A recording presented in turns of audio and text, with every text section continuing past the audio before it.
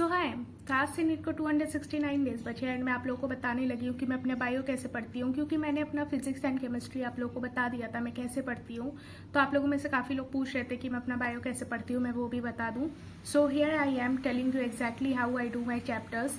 तो शुरू करते हैं। मैंने 2 महीने हो गए हैं मुझे 2026 की प्रिपरेशन करते हुए नीट की, एंड इन 2 महीने में मैंने 3 टेस्ट दिया है बायोलॉजी का। एंड इन 3 टेस्ट में मेरे जो नंबर्स बने हैं, जो मेरा पहला नंबर आया था पहले टेस्ट में वो था 180, दूसरे टेस्ट में मेरा जो नंबर आया था वो था 244, एंड मैंने आज एक टेस्ट दिया एंड इसमें मेरे 300 प्लस नंबर बन रहे हैं। तो जो टेस्ट मेरा कल था वो टेस्ट आज ही हो गया, क्योंकि कल से रक्षाबंधन के लिए छुट्टी है। एंड आज वाले टेस्ट में मेरे 300 प्लस नंबर आए एंड एग्जैक्टली जो है वो मैं आप लोग को कल बताऊंगी, पर आज के लिए 300 प्लस आए। एंड मेरा गोल बायो के लिए इस वक्त ये है कि मुझे 3 से 4 महीने में बायो का पूरा कंप्लीट करना है अपने से। एंड मेरा प्लान ये है कि 360 में टच करूं। एंड मेरी मिस्टेक्स जो रही हैं इन 3 टेस्ट में, जो कि मेरे एनालिसिस से बाहर आई हैं। तो पहले टेस्ट में तो मैं फैक्ट्स भूल रही थी, एग्जाम्पल भूल रही थी, जो चीज़ बिल्कुल डायरेक्ट क्वेश्चंस थे मैं वो चीज़ें भूल रही थी। एंड दूसरे टेस्ट में मेनली मैंने डिटेल्स भूली है कि जो चीज़ मुझे मालूम है कि क्या है, बट थोड़ा सा ऊपर नीचे हुआ है उसमें, तो मैं भूल गई हूँ या मैं कंफ्यूज हो गई हूँ या मुझसे सिली मिस्टेक हुई है। एंड तीसरे टेस्ट में तो तीसरा टेस्ट जो कि मैंने आज दिया था, इसमें भी वही प्रेशर एंड कंफ्यूज हो गई थी मैं काफ़ी चीज़ों में, तो वो सब चीज़ें हुई थी। एंड ये है कि कुछ चीज़ें ऐसी है जो मैंने कभी देखी ही नहीं है।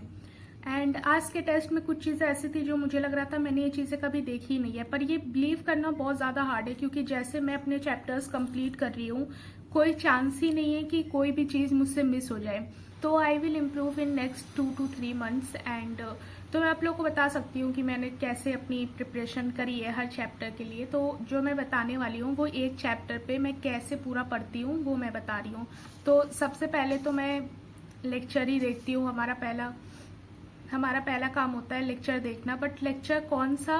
सबसे पहले मैं एनसीईआरटी रीडिंग का लेक्चर देखती हूँ, या तो करीमा गोयल मैम का, या तो विपिन सर का, या समाप्ति मैम का, किसी का भी एक का एनसीईआरटी रीडिंग का लेक्चर। एंड दूसरी चीज जो मैं करती हूँ वो है, तो जो मैं पहली चीज करती हूँ, बारिश हो रही है बहुत ज्यादा तो आप लोग प्लीज शोर इग्नोर करिए। एंड मैं अभी भीगते हुए आई हूँ, पर ओके। तो जो मैं पहली चीज देखती हूँ वो होती है एनसीईआरटी रीडिंग का लेक्चर, गरिमा मैम का, विपिन सर का, किसी का भी ओल्ड लेक्चर जो 2024 का है वो वाला देख लेती हूँ मैं। दूसरी चीज जो मैं करती हूँ वो है उस एनसीईआरटी रीडिंग का लेक्चर देखने के बाद, अच्छा जब मैं लेक्चर देखती हूँ तो जितनी भी इम्पोर्टेंट चीजें होती है वो सब मैं लिख लेती हूँ एनसीईआरटी में। लाइक एक चीज मैं लिखी होती हूँ एनसीईआरटी में लेक्चर देखते वक्त, जो भी सर मैम लोग बताते हैं। तो मेरी एनसीईआरटी लाइक फुल भरी हुई होती है, लेकिन ये नहीं कि डिफरेंट कलर्स से भरी हुई है। मैं सिर्फ एक हाईलाइटर यूज करती हूँ एंड एक रेड पेन यूज करती हूँ। बारिश तेज हो रही है। ऑल राइट, सो बारिश बहुत तेज हो रही थी इसलिए मैंने कट लगा दिया था, सो सॉरी। तो मैं कहाँ थी?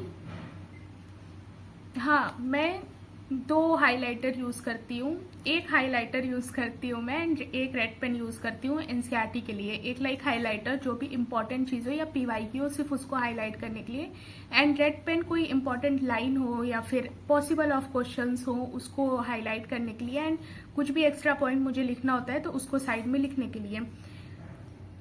उसके बाद मैं बैच के लेक्चर्स करती हूँ, जो भी लेक्चर्स सर बैच में कराते हैं। बट ये है कि जब मैं बैच के लेक्चर्स करती हूँ तो जब एनसीईआरटी रीडिंग करके जितनी चीज़ें मुझे समझ आ गई होती है उसके लेक्चर्स में नहीं करती हूँ, उसके सिर्फ और सिर्फ मैं नोट्स कर लेती हूँ। एंड लेक्चर में सिर्फ उन चीज़ों के करती हूँ जो मुझे उस वक्त समझ नहीं आए, तो उससे मेरा टाइम बचता है। एंड ऐसा नहीं है कि मुझे कोई भी चीज़ ऐसी होती है जो समझ नहीं आई होती है। अगर नोट्स बनाते हुए कुछ ऐसा मुझे लगता है कि मुझे समझ नहीं आया या क्वेश्चन सॉल्व करते वक्त, तो मैं जाके वो टॉपिक का लेक्चर देख लेती हूँ, बट मैं ऐसे डायरेक्ट लेक्चर नहीं देखती हूँ। तो लेक्चर देखते देखते मैं साथ में ही नोट्स बना लेती हूँ। एंड फिर नोट्स जब मेरी पूरी कंप्लीट हो जाती है तो मैं 3 बार लाइक ऐसे ऊपर लाइब्रेरी से आ गई, उसके बाद रूम पे हूँ तो रूम पे एक दिन में एक रिवीजन कर दी कॉपी का। अगर लाइब्रेरी सुबह में चली गई थोड़ा 1 घंटे पहले तो वहां बैठ के एक बार रिवीजन कर दी। तो ऐसे करते हुए 3 बार मैं रिवीजन कर लेती हूँ किसी भी तरीके से नोट्स का। एंड फिर मैं एनसीईआरटी लर्न करती हूँ। सबसे पहले मैं नोट्स नहीं लर्न करती हूँ, पहले मैं एनसीईआरटी लर्न करती हूँ एंड फिर उसके बाद मैं नोट्स लर्न करती हूँ। क्योंकि जब मैं एनसीईआरटी लर्न करती हूँ तो मैं पेंसिल से टिक कर देती हूँ कि मुझे क्या चीज़ लर्न नहीं हुई है या समझ नहीं आई है। तो जब मैं नोट्स लर्न करती हूँ तो मैं उस टॉपिक को भी टिक करती हूँ, ताकि जब मैं नोट्स दोबारा पढूँ या एनसीईआरटी दोबारा पढूँ तो मुझे मालूम हो। तो इसलिए मैं पहले एनसीईआरटी लर्न करती हूँ, फिर मैं नोट्स लर्न करती हूँ। मैं एनसीईआरटी नोट्स साथ में खोली होती हूँ, पर मेरा मेन फोकस एनसीईआरटी पे होता है। फिर उसके बाद मैं नोट्स पे जाती हूँ, फिर मैं एनसीईआरटी पे जाती हूँ, दोबारा लर्न करती हूँ। तो जब मेरा ये काम हो जाता है तो मैं डीपीपी लगाती हूँ, जो लेक्चर के बाद सर प्रोवाइड करते हैं, मैम प्रोवाइड करती हैं, वही डीपीपी लगाती हूँ मैं। पीवाईक्यू लगाती हूँ एंड फिर प्रैक्टिस क्वेश्चन लगाती हूँ। एंड समाप्ति मैम कट्टर वाले क्वेश्चन जो होते हैं वो भी प्रोवाइड करती हैं, तो सर भी शायद प्रोवाइड करते हैं, तो वो वाले भी प्रैक्टिस ही क्वेश्चन होते हैं। तो वो सारे मैं ऐप के क्वेश्चंस लगा लेती हूँ जितने टीचर्स प्रोवाइड करते हैं। एंड इस पॉइंट पे मोर देन इनफ है क्वेश्चंस। एक चैप्टर के लिए 250 क्वेश्चन करना मोर देन इनफ है। पर अगर मेरे पास टाइम होता है, लाइक कोई चैप्टर का टेस्ट 2 दिन बाद आने वाला है, मेरा चैप्टर आज ही कंप्लीट हो गया है, तो मेरे पास 2 दिन का टाइम है, मैं भूल सकती हूँ। इसलिए उसका रिवीजन के लिए मेरे पास मेरी रूममेट एलन में पढ़ती है, तो मेरे पास एलन की बुक है उसकी, तो मैं उसका भी लगा लेती हूँ। वो इम्पॉर्टेंट नहीं है, मोर देन इनफ उन्हीं लोगों का है क्वेश्चन, बट मैं वो भी कर लेती हूँ। तो वो मोर देन इनफ होते हैं। लेकिन अगर आपको उसके साथ भी कुछ और भी करना है तो आप एमटीजी लगा सकते हैं। एमटीजी आप उसके साथ सॉल्व कर सकते हैं, क्योंकि एमटीजी मेरे पास जो है बायो की, वो मेरे भाई की है, वो उसने ऑलरेडी सॉल्व करी हुई है आधे से ज़्यादा, तो मैं वो नहीं सॉल्व करती हूँ क्योंकि सारे आंसर टिक होते हैं उस पर। तो मैं अपनी रूममेट की एलन वाली मॉड्यूल करती हूँ, एंड वो टोटली एक्स्ट्रा है, आप परेशान मत होइएगा कि इंपॉर्टेंट है क्या लगाना, नहीं इंपॉर्टेंट नहीं है। फिर उसके बाद मैं टेस्ट देती हूँ, एंड टेस्ट देने के बाद टेस्ट का एनालिसिस करती हूँ। एंड फिर जो मेरे वीक टॉपिक होते हैं वो मैं या तो एनसीईआरटी पे ही जो चैप्टर लिखे हुए हैं जहाँ पे, वहीं पे लिख लेती हूँ, या तो फिर मैं एक डायरी पे या कहीं भी मैं ऐसी जगह जहाँ मुझे मालूम हो, जहाँ मैं 2-3 दिन में वो चीज़ क्लियर कर लूँ। मैं इसलिए नहीं रखती कि मैं 3 महीने बाद जब मेरा सिलेबस कंप्लीट हो जाएगा तब मैं वीक टॉपिक पे आऊँगी। नहीं, मैं ऐसी जगह लिखती हूँ कि मैं अगले चैप्टर पे जाने से पहले वो वीक टॉपिक पढ़ लूँ, तो मैं वहाँ लिख लेती हूँ एंड वो वीक टॉपिक तैयार कर लेती हूँ। हाँ, जब मैं दोबारा उस चैप्टर का रिवीजन एनसीईआरटी से करूँगी तो मुझे मालूम होगा कि ओके, ये इस टॉपिक में मेरे टेस्ट में कम नंबर आए थे, ये वाला टॉपिक था वजह, तो उस टॉपिक पे मैं ज़्यादा ध्यान दे के अगली बार रिवीजन करूँगी, तो इसलिए मैं वहाँ लिख लेती हूँ।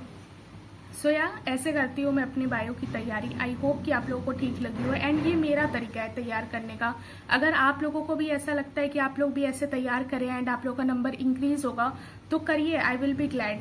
बट अगर आप लोगों को लगता है नहीं ऐसे तो ये नहीं सही कर रही है, तो आप लोग अपना अलग, जैसे भी आप लोग को सही लगे आप वैसे पढ़िए, क्योंकि at the end of the day हमें पढ़ना है, हम सबको पढ़ना है। So that is it for this video. Thank you so much. Bye.